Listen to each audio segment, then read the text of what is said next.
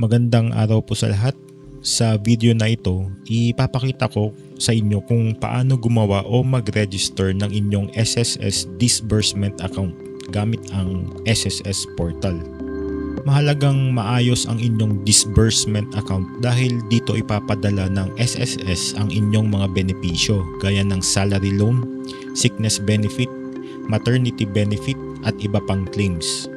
Bago tayo magsimula, siguraduhin na mayroon na kayong active na My SSS account at nakahanda ang inyong bank account details o e-wallet information. So una, dapat nakalogin na kayo sa My SSS account ninyo.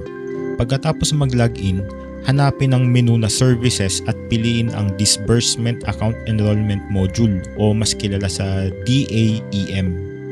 Piliin ang uri ng account na gagamitin ninyo. Maaari itong bank account, e-wallet o iba pang available na options.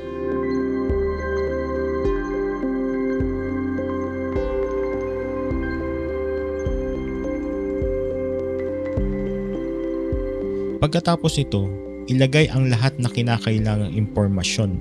Siguraduhin tama ang account number, account name, at iba pang detalye dahil maaring maantala ang inyong aplikasyon kapag may maling impormasyon. Susunod naman ang pag-upload ng mga kinakailangang dokumento. Siguraduhin malinaw ang mga larawan at madaling mabasa ang lahat ng detalye.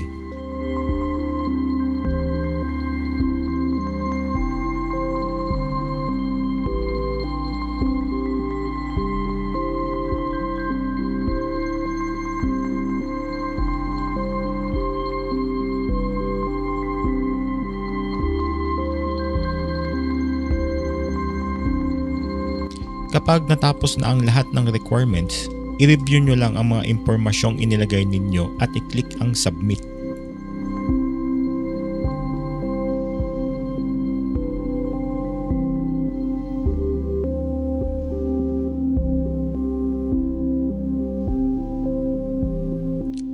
Pagkatapos ng pag-submit, makakatanggap kayo ng confirmation mula sa SSS.